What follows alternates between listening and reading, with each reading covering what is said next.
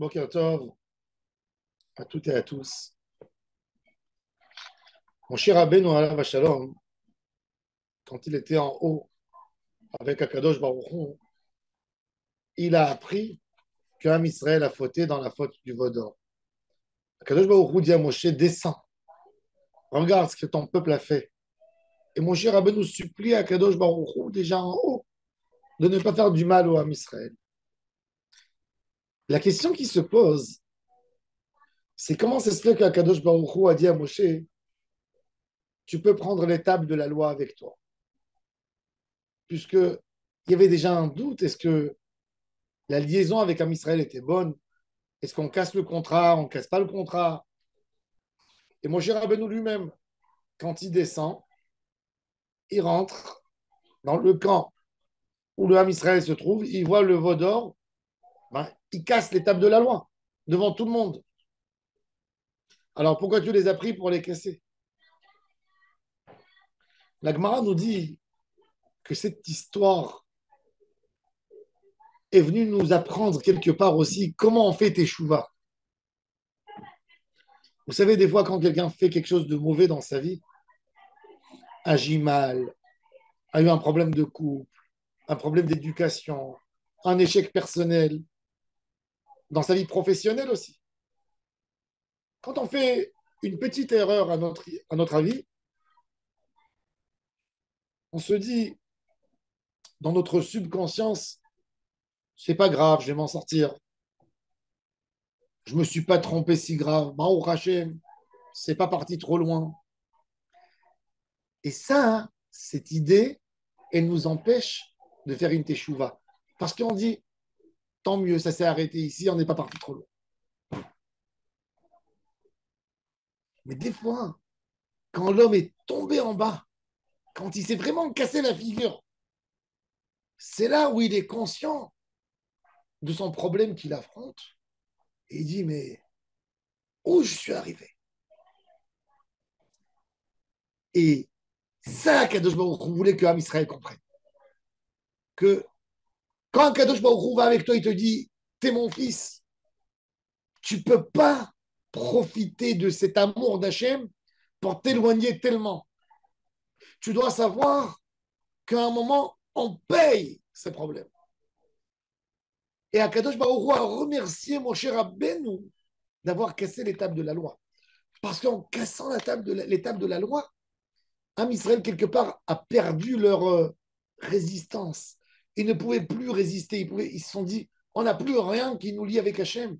Il n'y a plus un papier, il n'y a plus une ketouba, il n'y a plus quelque chose qui nous attache.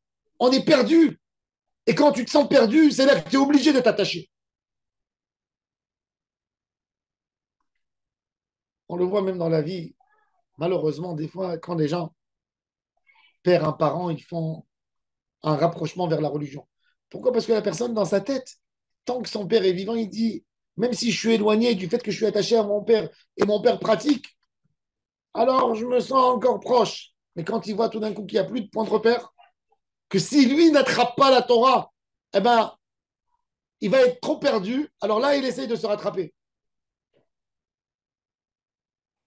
Et cette idée de Jvirat Aluchot, elle nous dit justement que même quand il y a eu quelque chose dans la vie de l'homme, un événement très dur, qui a tout déséquilibré, qui a tout cassé, c'est le moment de se rattraper.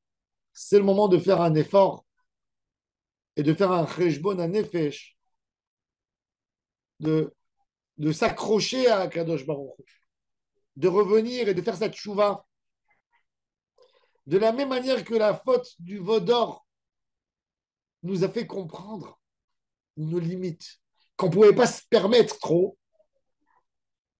Ben dans la vie, quand quelqu'un il arrive à quelque chose qui lui a fait trop mal, il ne faut pas tomber dans la détresse, dans la mélancolie, dans la tristesse, abandonner tout espoir. Non, ça peut être une nouvelle occasion pour toi de te rattraper, de te reprendre en main, de faire les choses d'une bonne manière. Et ça, c'est ce que le Ham Israël a fait. Après la faute du veau d'or, Il y a une rupture dans tous les liens entre Israël et Akadosh Baruch. Il y a une vraie rupture, puisque le Ham Israël se sent tellement éloigné, ont tellement trahi Akadosh Baruch Hu,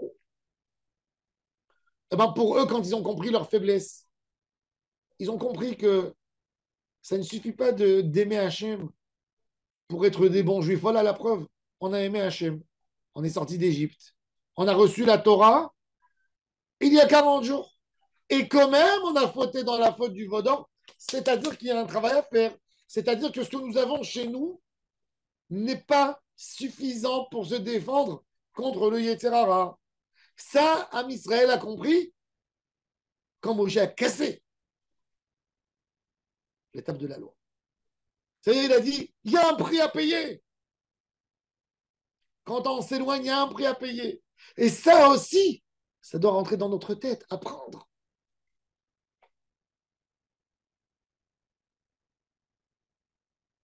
Vous savez, des fois, dans l'éducation avec les enfants, même dans le comportement avec les conjoints, dans le couple, il y a un conjoint qui fuit les histoires. Il y a un enfant qui fuit les histoires. Il y a un ami qui fuit les histoires. Il n'a jamais envie de mettre l'autre en place parce qu'il n'a pas envie, il ne tient pas devant les cris, devant les scènes, devant les histoires. Et l'autre se permet encore un peu, et encore un peu, et encore un peu, et encore un peu. Mais pour lui, c'est pas bon parce que lui, dans sa tête, il a une déformation de la réalité. Il ne comprend pas que contre un mauvais comportement, bah, il ne doit pas recevoir un prix. Dans sa vie, ça va le détruire. Des fois, nous, comme parents, on a un enfant qui est gâté. Et on dit, c'est pas grave si on donne à l'enfant. On a les moyens. On peut supporter les crises. L'enfant, il fait une crise, il a envie de ça. Tu dis, bon, c'est pas grave, moi, je peux lui donner. Mais tu rends ton fils malheureux parce que ton fils ne comprend plus où sont les limites. Pour lui, dans sa vie, ça va lui faire énormément de mal dans son couple, énormément de mal dans son approche vers les autres. Kadosh Baruch Hu, en fin de compte, a pardonné sur la faute du Vaudor. Mais il a montré quelque part à Moshe Rabbeinu et au Ham Israël, vous êtes arrivé à la limite où vous aurez pu disparaître. Vous êtes arrivé à la limite où vous aurez pu disparaître. Et ça, il faut que vous le sachiez. Parce que de vivre une vie et de dire, je vais m'arranger à la fin avec Hachem, c'est pas bon. Ham Israël avait besoin de sentir, d'avoir cette peur, cette incertitude. Après la faute du Vaudor, peut-être Dieu va résilier le contrat avec nous. Il va tout casser.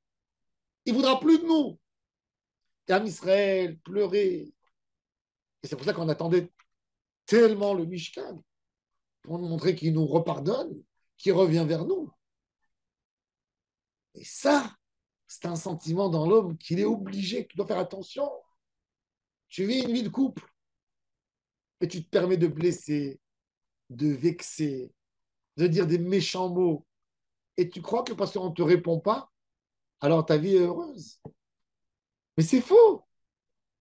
C'est faux à 100% parce que le jour où la personne prendra le coup, il prendra un coup terrible. Et Akadosh Baruch Hu a dit, même un coup terrible, c'est une occasion de remettre tout à zéro, de recalculer, de revoir qu'est-ce qu'il faut faire, de revoir comment on se rapproche à Hachem. Donc ça, c'est apprendre la teshuva à toutes les générations. Même d'un vaudor, on peut se remettre.